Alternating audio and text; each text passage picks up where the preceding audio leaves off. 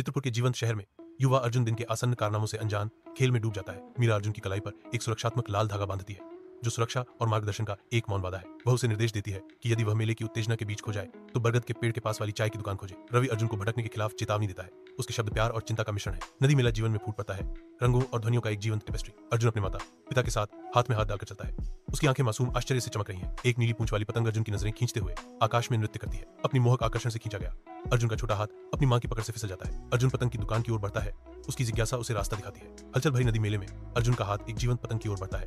आशा का एक क्षण, दुकानदार का अस्वीकृत सिर हिलाना अर्जुन की प्रत्याशा को चकनाचूर कर देता है। अर्जुन मुड़ता है। उसका चेहरा अचानक खो जाने के तीखे एहसास से भर जाता है। उसकी आंखें भीड़ भाड़ वाले मेले को बेतहाशा स्कैन करती हैं। अराजकता के बीच परिचितता की एक हताश खोज। अर्जुन शांत नदी के किनारे की ओर चलता है। उसके कदम नापे जाते हैं। एक बूढ़ा आदमी पानी के किनारे बैठा है, जो कागज की नावों से घिरा हुआ है। नदी एक कोमल धारा के साथ बहती है, जो सूर्य की दीप्तिमान चमक को दर्शाती है। अर्जुन की आवाज दुख से भर जाती है, क्योंकि वह खुलासा करता है, मैंने अपने माता पिता को खो दिया है। शांत नदी के किनारे एक बूढ़ा आदमी अर्जुन को एक कागज की नाव देता है, जो यादों से जुड़ने का एक मौन निमंत्रण है। अर्जुन नाजुक उपहार स्वीकार करता है, नामों के लिए एक कैनवास जो उसके दिल में गूंजता है। नाजुक देखभाल के साथ अर्जुन अपने माता पिता के नाम लिखता है। हर स्ट्रोक प्यार और याद का फुसफुसाता है। वह नाव को बहा देता है। एक कोमल विदाई जो नदी की धारा द्वारा ले जाई जाती है। बूढ़ा आदमी देखता है।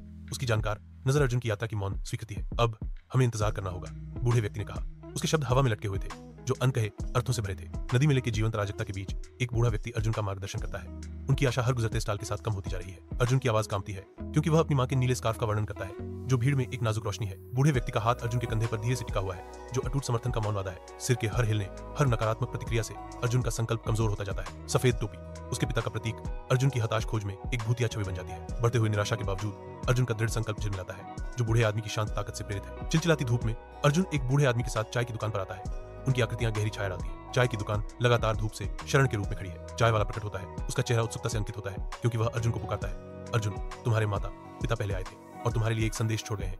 वे तुम्हारा इंतजार कर रहे हैं। अर्जुन रुक जाता है, खबर को आत्मसात करता है। उसके चेहरे पर आश्चर्य और चिंता का मिश्रण झलक रहा है। चाय की दुकान की जीवंत अराजकता के बीच मीरा और रवि की चिंतित आंखें अर्जुन को खोजती हैं। अर्जुन को देखते ही उनके चेहरों पर राहत छा जाती है। वे उसे हार्दिक आलिंगन में लेने के लिए दौड़ पड़ते हैं। अर्जुन चारों ओर देखता है। उसका दिल कृतज्ञता से भरा हुआ है, लेकिन बूढ़ा आदमी गायब हो गया है। रवि धीरे से मुस्कुराता है। एक पतंग खरीदता है, जो स्वतंत्रता के वादे के साथ नाचती है।